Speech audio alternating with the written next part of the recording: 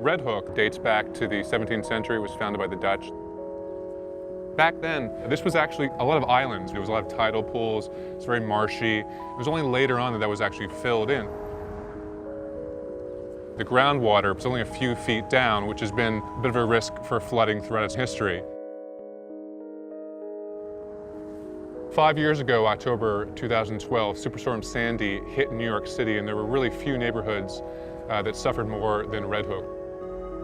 It flooded out basements, homes. Nearly the entire neighborhood was submerged. Worst hit really were the Red Hook houses, the public housing projects, where about half the neighborhood's residents lived.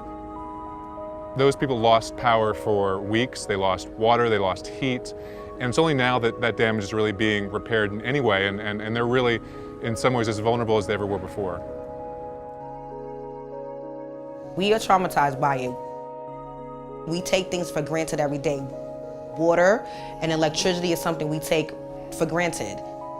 We coped with it after a while, and we were able to tolerate it for, what, 29 days? When Sandy happened, we all organically helped and instinctively helped each other. We knew, Marissa lives down the hall from me, and I know she has an elderly grandmother, so she and I were able-bodied. We could run up and down the 7 flights of steps, bringing up water and food and supplies for the whole floor. It took a while before we got real response. Outside of Red Hook Initiative, there wasn't too much going on. Red Hook Initiative has been here for about 15 years now. After Sandy, this was the go-to place. Everybody came here to get food, if you needed water, if you needed to make a call, you needed to charge your phone, everything was here. It's serious, We are so in the boondocks, it's hard for people to get to us. So God forbid something happens like this again, we need to be ready.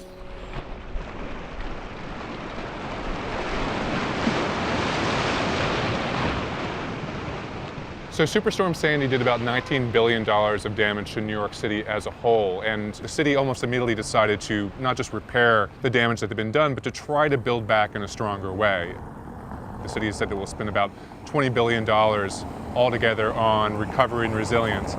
Red Hook is definitely a huge part of that. What you're seeing to my left here, they're about 4 feet high, they're filled with sandbags, and they're sort of a temporary flood wall that will help prevent minor flooding. This won't stop anything like Sandy, but it's meant to protect against what's called a 10-year flood, which actually means a flood that has about a 10% chance of happening in any given year.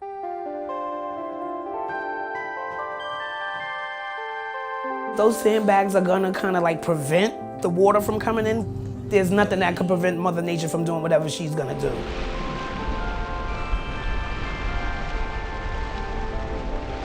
Thank God for Rap Initiative and coming up with the local leader plan. The local leaders program provides training for residents in how to respond and how to be responsive in emergency situations. So for example, we are taught CPR and basic first aid. When Sandy first happened, we provided aid, but we weren't skilled. Now you have 200 people who are skilled to assist you. The experience of Superstorm Sandy really drove home that protection isn't just about building flood walls or building hard infrastructure, but about the strength of a community. We can't build walls that will protect us against every storm that will happen, that will protect us against a world where sea levels continue to rise. So it's really going to be up to neighborhoods and communities to sort of build some of those bonds now to ensure that when the next disaster happens, whether it's a storm or something different, the community can really come together for each other, can help support each other, and Red Hook has begun to do that.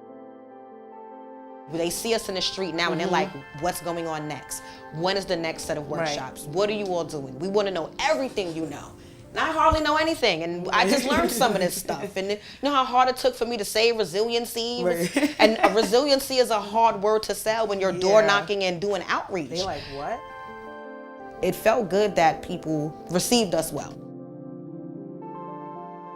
When I think of the word of resiliency, I think of myself. Going through that experience, sometimes mentally, you don't know if you're really gonna be able to get through it, especially knowing that it's gonna happen again. And doing these local leader classes, I just feel so strong that I got this. And I really believe that my community got it too. You live and you learn. And we've definitely learned, and we're still learning.